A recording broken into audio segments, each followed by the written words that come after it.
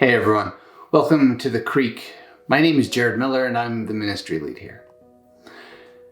A 2009 article in the magazine Men's Health approached what I think is one of the biggest questions in human history from a really interesting perspective. From basically since the time we've been talking about big questions, philosophers and theologians have been trying to answer the question of what is it that separates human beings from the rest of the animal kingdom? And I think that in a secular age, that question has kind of become more and more present for us. Language, empathy, the ability to use tools, the ability to feel pain or to feel pleasure, intelligence or creativity or ambition, or none of these are uniquely human traits. And yet, even if none of us can really put our finger on it or name it, we all recognize that at a basic level, there's something just different about the kind of life that we experience as humans from any other kind of life that we see in the world around us. This article actually started by suggesting that we've maybe been approaching that question in the wrong way, or at least through the wrong lens. We've been trying to look at it like scientists, like looking at what we can qualify and what we can quantify. Can we find something that we do as human beings that we think is unique, and then can we find it somewhere else in the world around us, in the natural world? Can we express it in data or in numbers? Can we demonstrate it in hypotheses and then prove it with experimentation? But what if it wasn't something so mundane at all, but maybe the exact opposite? Maybe the thing that separates human beings from the rest of the animal kingdom isn't quantifiable at all, but what if it's our imagination? The first person who saw a rabbit running through a field and decided to pick up a stone was using their imagination, not just to see this natural tool as a way to get lunch, but also to see where the animal was and then be able to imagine where it was going to be. This kind of imagining of an end and a plotting of courses is something that no other animals do. It's something uniquely human. It is imagination in practice. It's distinctly us, and it's what we've been doing ever since. As people, we've all been using our imagination to try to create the world we live in. Each of us is creating and recreating the world around us, motivated by what we see as a picture of a world we've never been to, a home that we don't have yet, but we feel called to. It's what the philosopher James Smith calls our pursuit of the good life. We've been doing the work of imaginative thinking as individuals and exploring our own interesting character arcs and seeing ourselves complexly as the heroes of our story. But when you have multiple people engaged in this kind of work of imagination together, this collection of characters becomes something else entirely. This collection of characters becomes a story. Story is the natural evolution of what human beings do. It's human beings imagining life together. It's the outpouring of culture and society into a narrative frame of reference that we can use to explain the way things are, why things are the way they are. Here at The Creek, we believe that there's a story that each of us is trying to tell with the life we live.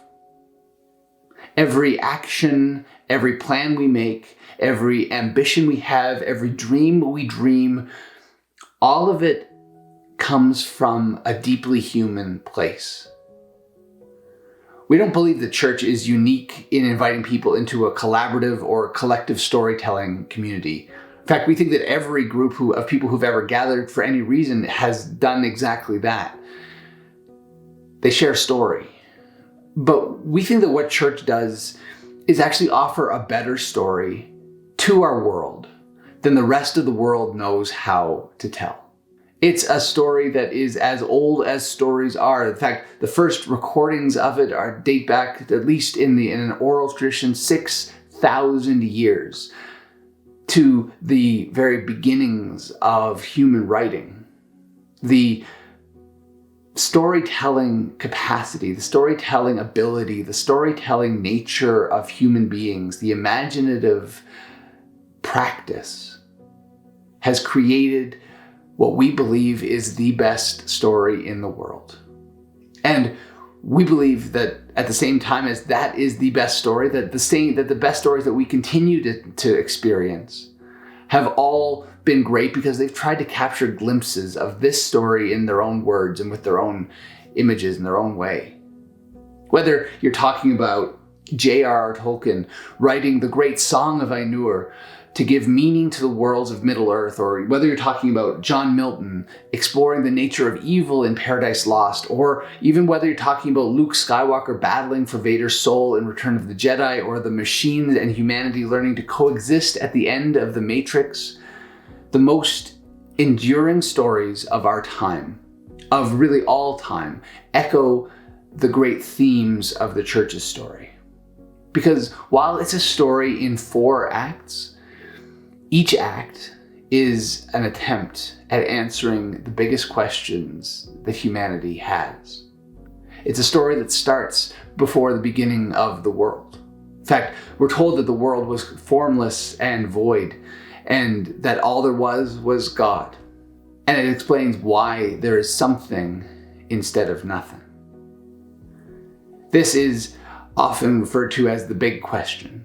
Why does something exist when in our natural universe, at least as we understand it, is oriented and pointed to make life almost impossible?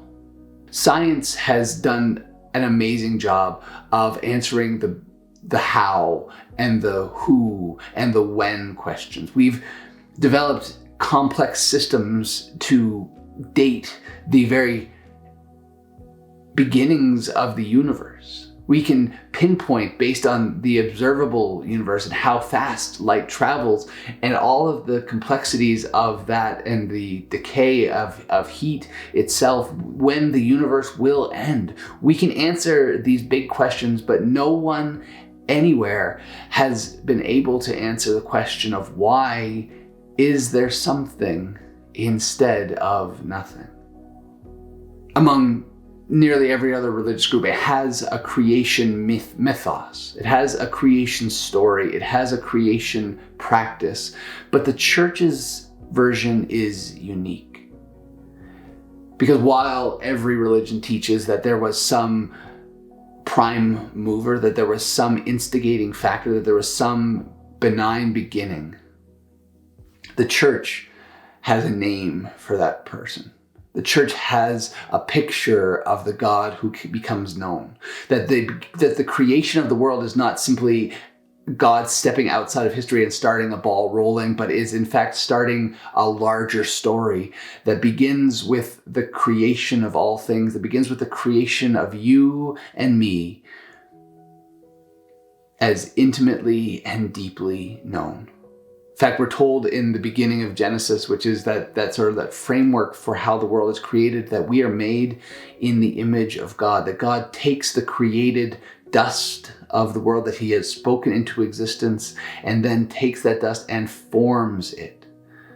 And not only does he form it, but then he breathes into it and it becomes alive in a new way. Human beings are not just created beings.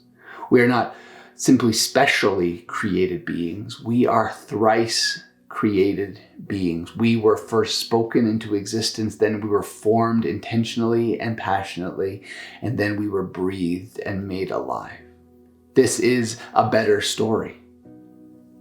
But it doesn't end there. It doesn't end with the simple act of creation, because the second part of the story, second big question that we have to wrestle with as people is, why do bad things happen in our world?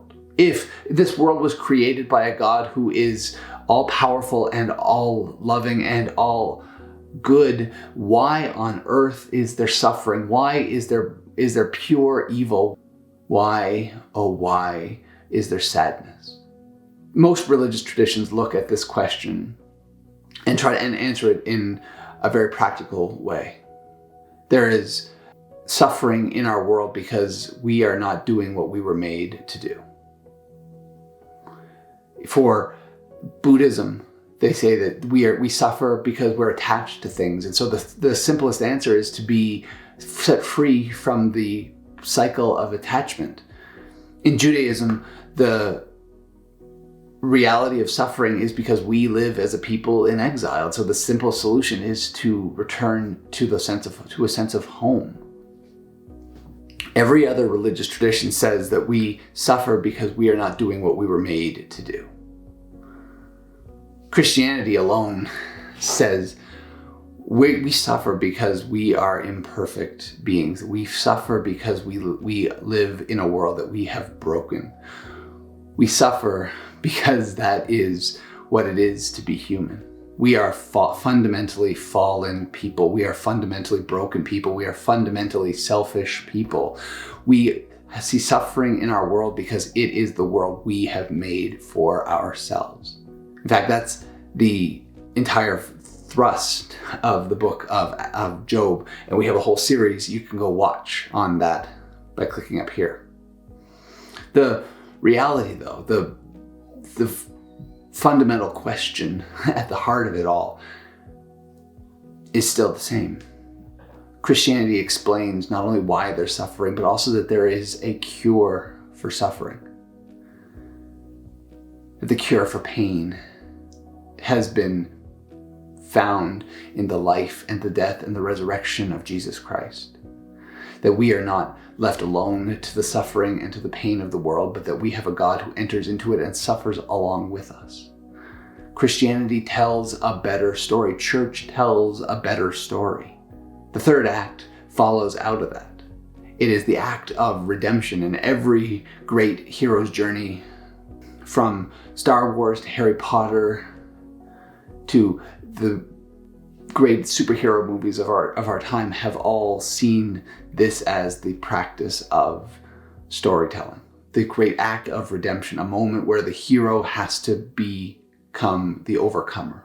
For the church, it is the story of grace, a story of unearned and unmerited favor, a story of pure, selfless love.